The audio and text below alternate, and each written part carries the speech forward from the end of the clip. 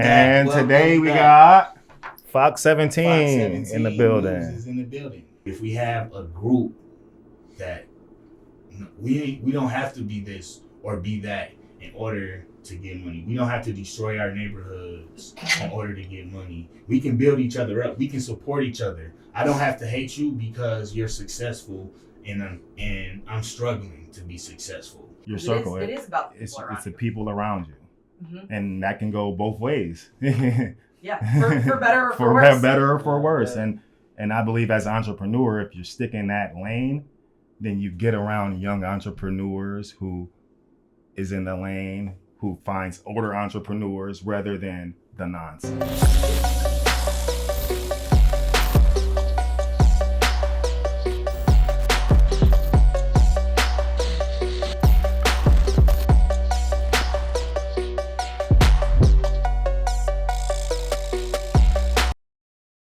Is there any specific way you guys typically start your podcast that we could kind of do like a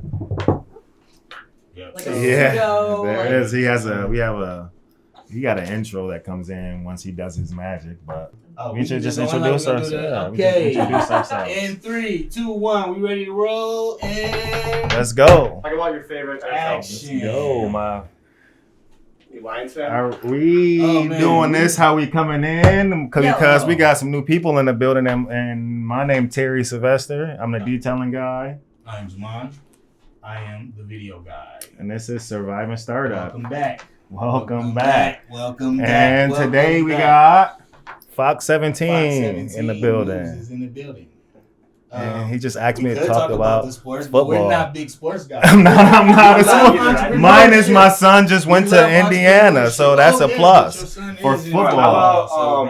What is a great example of a young entrepreneur that hit the national level or even the Michigan level of pretty big? Like, what's a great example of someone that really kind of rose, I don't want to say from nothing, but rose from just aspiration into full-on business, full-on young entrepreneur? I'm gonna shoot out someone here in Grand Rapids. Yeah. Because when I seen these little girls, 5-6 years ago, they ran up on me with some popcorn. And they were like, hey, I own a popcorn business, and they ran it down, and I was like, this is awesome. I'm definitely buying popcorn. And today, what is that, 5 years ago, they're Robinson's Popcorn.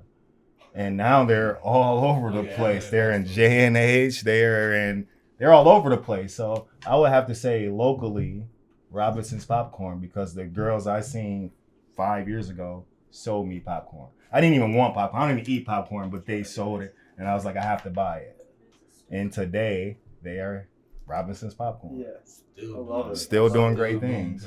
So that would be my story. Yeah, for sure. A national, not national, but no, I know. Yeah.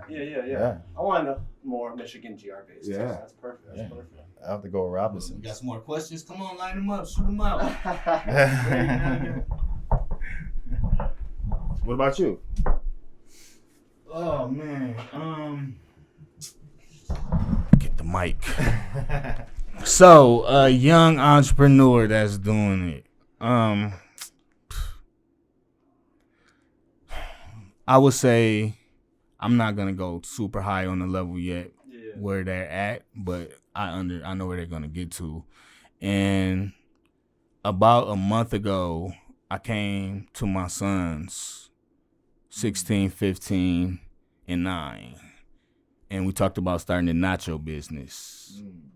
So now I showed them like the business blueprint, picking the name, doing the logo, what not to do, but I just let them do everything. And they came up with the name, they came up with the logo, everything they're doing, I'm just guiding and letting them do it. But when I put everything in their hands, like the passion goes. Like I see when they take off, like it's big. Nachos everywhere. By the way, that is muchachos nachos. We're not Hispanic, but that's what they chose. And then it was funny because we didn't even know that the name muchachos means young men. Oh, right. So they're 3 brothers. 3 right now, but it's a 4th one that's gonna come later. He's growing. But yeah, he's gonna come later. Muchachos Nachos, There it is. the greatest Yeah, nachos it is. this side of the Mississippi River. It's not. I love it. Well, let's kind of Jaman was talking about this a little bit, but what do you do and how does this all work together? So what do I do is I'm a mobile detailer, but we have a podcast where me and my co-host came together, who is Jaman, as we just said. And we have a surviving startup podcast, which help entrepreneurs in general survive the startup, because that's a thing and it's hard to survive a startup. But we decided to change that up with young people, because I believe that young people is where everything begins. And we got with a few other guys and decided to come up with the Entrepreneurs Expo, Young Entrepreneurs Expo. What is the importance of giving young people these entrepreneurship skills? The importance is everything, because I believe if we don't learn that, then you get stuck in this society where you're just a follower. And I'm not cool with being a follower, in my opinion. And you learn how to manage your own money. You learn a lot of things. Yeah. A lot of things. How does that better set you up for, I guess, success later in life when you have these skills as a groundwork? That's a good question. It's better success you up with everything, because you have connections. Not only connections, you have knowledge. Not only knowledge, you have experience. And the one thing that when you're out in the work world, the one thing they ask you for is experience. Yeah. No matter if you go to school or not. So you can go get a college degree and get out of school and have no experience. So there's nothing. So with the young entrepreneur, it teaches you experience. It gets you out there to connect with people, which is one of the main things is connections. And just trickles down. It just keeps going. Yeah. So part of one of the reasons I got turned on to this story here, at Fox 17, we started this initiative called Path Forward. I don't know if you guys have seen any of our coverage yet, but a lot of it is to focus on connecting families and resources that can help lower youth crime and help sort of bridge that gap, right? Like, what is, obviously this isn't directly tied to crime, but we know how beneficial it is for kids to be involved at a young age, to start getting connected to community members. How does something like being a young entrepreneur or being involved in their community help with kids? crime. Yeah, help kids stay busy and productive and off the streets. Everything. It helps, like you just say, stay busy. It helps you stay busy for one. And when you have a goal, it gives you less time to interact with the nonsense. So that's the main busy. It keeps you busy and it keeps you on the right mindset with the right circle, because your circle matters. If you're not with the right circle, then hey, kids are kids and influence is real. So I believe with that, it keeps you grounded with the circle that you need to be with. I love the idea of your circle. Your circle. It is about the people It's around the you. people around you. And that can go both ways. Yeah, for better or for for worse. better or for worse. And I believe as an entrepreneur, if you're stuck in that lane, then you get around young entrepreneurs who is in the lane, who finds older entrepreneurs rather than the nonsense. It comes with mentorship too. Mentorship, yep. And it kind of shows kids that sense of responsibility, right? All of it. Yes. Yeah. On the podcast, what kinds of things do you talk about? What are important lessons and skills that people should learn from you all and when they start their business? My number one thing is start today and not tomorrow. Start today and not tomorrow. No matter what the naysayers say, no matter what no one says, start today and not tomorrow. And with the podcast, I believe it helps with people starting today and not tomorrow, because we're not experts. We're no experts. We're just guys who started and we're continuing to go. So we hope that everything we teach, or not teach, because everything we share helps the next person. Yeah, absolutely. And how long has the podcast been running? We have been running for almost a year now. Cool. Almost a year. And why did you feel like it was important to start something like this? Because there's so many people where I know that we're in a place of starting a business. Well, let's say COVID happened, and then everybody wanted to be an entrepreneur. And a lot of people had the right idea. A lot of people had the right mindset.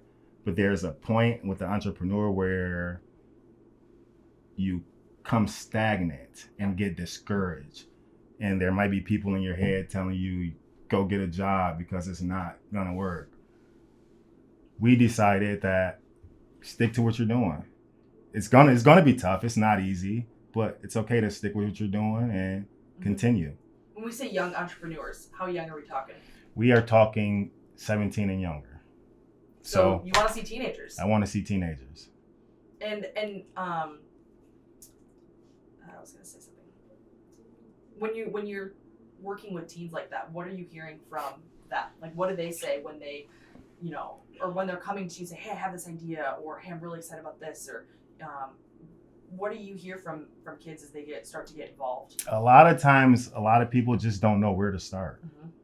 I have an idea. We don't have the funding. I have an idea. I don't have no one to help me. I have an idea. We can't do this. So a lot of times it's just where the start. Yeah. And that's where I come up with start today and not tomorrow. Whether it's Google, you can start at Google. I tell a lot of people that's where you start. You have an idea. You already started. So go to Google next, and everything will fall in line. Tell me a little bit about the expo and what can people expect? What are you hoping to teach kids and have them take away from it? At the expo, we have vendors of teenagers who, if you have anything to sell or share, everything will be their profit. We're not profiting anything from it. We're expecting to get them a light with our podcast. So every vendor that comes 17 and younger will have a spot in our podcast as well. So we will be live podcast shooting. So just to get them out there, and we just expect them to come up and the community to support. That's what I expect. Because kids are kids. The kids only know what they're taught. So my expectations is for the community to come support and help flourish that. And all of these young entrepreneurs at the expo are 17 and under? Yes. That's pretty cool. Yes. You can't get a spot unless you're 17 and younger. Not even an adult. Not even an adult. That's awesome. And we go through not a background check, but a questionnaire to understand if it's your parents, we can figure that out. Well, and especially with social media nowadays, Yeah. right? Like kids can. There's so many things. That way. There's so many things. Yeah. There's YouTubers. Yeah. That's a whole different thing. So if you're a YouTuber, come on out. If you sell shirts, come on out. If you sell cookies, come on out. Cool. Jack, anything? No, I think you hit everything. Is there anything else you'd like to say in terms of startup, in terms of young entrepreneurs? Start today and not tomorrow. I love that. That's the goal. Start today and not tomorrow. So I am a videographer who runs a video marketing firm, and we do the podcast together, me and Terry. So that's something that we do for businesses. And you guys have been friends forever? It seems like that. People think we brothers sometimes, for real. Yeah. You said childhood friends, right? Yeah. Cool. Yes. And why did you want to start this podcast together? So we did a lot of talking. Well, we do a lot of talking. We both have lives, wives, children, families, and you notice a lot of people, they want to start something, but they don't know how. A lot of people are starting something, but they don't treat it like something that can be big and can be great. So we wanted to start a podcast that showed our journey, that made us transparent to people, so we can show you like it's not just you that it's hard for. And because it looks good over here for somebody else, that doesn't mean it's not struggles going on. So we wanted to show our journey to encourage the people, and then we wanted to give a space for people in the startup space and people who might want to start up something where they can come and get encouragement and knowledge and just build a community of people in that space to be there to give information, connections, and support to each other. Yeah. I asked Terry this too, but what is your number one tip for people who want to start a business? My number one tip for people who want to start a business is to find your why, first and foremost. A lot of people start from the position of monetary, I want money, I need.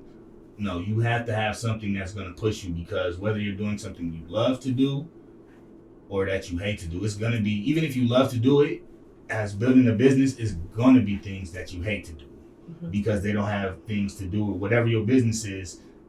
The other parts of the business are business. And a lot of those things you might hate to do, and it's going to come to a point where you might want to give up. And if you don't know your why, like, why are you doing this? What's pushing you? Why do you wake up? And who's this going to affect? I like to ask people, when you think about when you make it in your business, when your business is successful, what does that look like for you? What does that look like for your family? What are your family living like now? What are you driving? Like, what does your house look like now? What does it look like? So then people can imagine what that change could actually be and really try to visualize that. And why is it important that young people, 17 and under, learn these skills and as they, work toward becoming an entrepreneur or an adult even that? Yeah, that's a good question. A few things. So, one, I would say, a lot of times people grow up in environments that are not the best environments. And a lot of times it's Band-Aids put over the situations. And it's hard to get somebody that's older to accept something new or change, right? So I think as we begin to actually give them a space to learn new skills in the entrepreneurial field, connect with people their same age, then they will start to build a community within themselves. So now when they grow, having these things of entrepreneurial and actually caring about your community and sewing back into your community built in from a young age, that's how you can get the communities to start to change. Because when you build that in from a young age, now we have more people that care about the community. Now we have more people that's willing to sew into the community. Yeah. Because they got a chance to experience something that might have been a little bit different. They feel invested. Yes, definitely. Make them feel more of a part into that community and let them know like you're actually affecting the community. Well, yeah, go ahead. No, I mean, so I was just gonna say like that's a big part of why we really like the thing we really want is that community support, right? So it's a couple things going on. So we had the live podcast, we had the children vendors. We also have a couple adult businesses that are geared towards children, but they're not going to be there selling. They're just going to be there to give support and give information. But we also have, and this is speaking towards something you said, I probably went off on now. This is us in our podcast thing. Reverend Willie, he will be there doing a presentation for gun safety and have the gun simulator there. And when we speak towards how does this help them change things in our community, first of all, it's building that community of a network of these type of individuals together, and then doing something like having Reverend Willie come out to talk about those gun safety and really educating people on this. So it's really geared towards the young people making money, but it's the other things going on too. So we have the gun safety with Reverend Willie, and then too, we're also doing a school supply giveaway. So the community is very integral in this. So, I mean, if you're listening to this, we're calling everybody in the Grand Rapids community. We need school supplies. The event is the 18th. We need people to donate school supplies. We have a number that you can call to drop that off, or you can drop it off at My Brother's Keepers at 5100 South Division. And that's all happening at the expo. That's all happening. So yeah, you have like I'm assuming some sort of like booths of all the young entrepreneurs and their businesses, but you're also going to do the school supplies drive and the gun safety demonstration. Was there another one? With a live podcast. And a live podcast. Cool. Yes. Yeah. And I know you were talking about this a little bit, but the hope is to create this into some larger organization to support young entrepreneurs. Is that my understanding? Yes. Exactly. That's exactly the goal, to do that. What we really want to do is we want to take this event and we want to turn it into something that's annual. But we don't just want to say, hey, come make money. No. With the connections that we've made, we want to give you access to information, business coaches, things that can help you take your business to the next level. So when you come this year, then next year when you come back, we should see a huge improvement on your business, right? And then when you come back the year after that, we should see more improvement. So it's not just coming making money, but giving them the information and the tools to go out, improve themselves, come back, showcase that, learn more and connect more, and just keep that cycle going. What do you hear from kids when you talk to them about starting a business, or how they feel about their community and that kind of stuff? What do you hear from kids? It's a lot of mixed different things that I hear from kids when it comes to starting businesses and dealing with the community. A lot of things that I hear from kids are discouragement, and that's one of the biggest parts in business.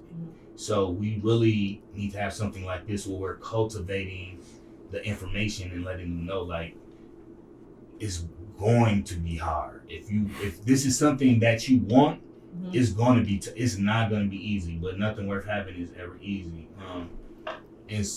And a lot of it is a disconnect too, right? Like, because I mean, if we're being honest, let's be honest. It's a lot of entrepreneurs out there, but they're not all doing the right kind of entrepreneurship, and a lot of times kids will have these influence, or they'll see that influence in the music.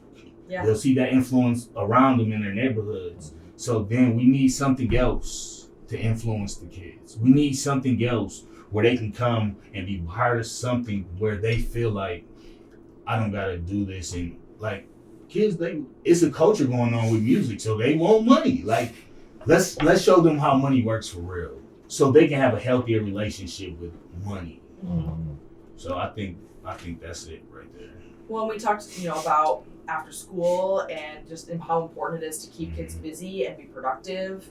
I know Wyoming is starting a new program for their police department. They're hiring 6 police officers specifically help in that key after school range to sort of help kids make sure that they're, staying busy, and because there is such an uptick in crime right after that because kids don't have places to go. I guess talk a little bit about what you see when it comes to stuff like that and how becoming an entrepreneur could help something like that. So police keeping kids busy. I think that's amazing that they have an initiative. You said that was Wyoming. I think that's amazing that they have initiatives for the police to really build relationships with children in the community like that. As far as entrepreneur tying into that, I think it really goes a long way to say, like, let's keep them busy, but then it gets to a certain point, like, okay, 13, 14, 15, 16, from elementary to middle school, it's a big change. It's like a huge change in the maturity level. Kids are doing different things. So having a skill and being part of a community and not just being able to say, like, we're entrepreneurs, but when you are out here dedicated to your business, then it shows. Now you don't need your parents to go do this and that for you. Now it starts to look cool. Right now it's a sense of independence, but not only that, it's starting to look cool. Like that's a big part of everything that goes on, because a lot of people in every culture are scared to be the person that's different. So a lot of people go along with the thing that is the trend, and a lot of that is the wrong kind of music these days that they're consuming, and I think it's driving a certain type of behavior. But if we have a group that we don't have to be this or be that in order to get money. We don't have to destroy our neighborhoods in order to get money. We can build each other up. We can support each other. I don't have to hate you because you're successful and I'm struggling to be successful. But we can come together and collaborate. And so when people start to see these people be successful, well, these children be successful, and you have other generations who they sow back into, now it's changing the whole look of what it really is, what it really means to be cool. When it stopped being cool to harm your own neighborhood, when it stopped being cool to destroy the people around you. Because when it's become normalized, then that's what's making people in trouble, because it's become too normalized. But it shouldn't be normalized. So we have to normalize something different.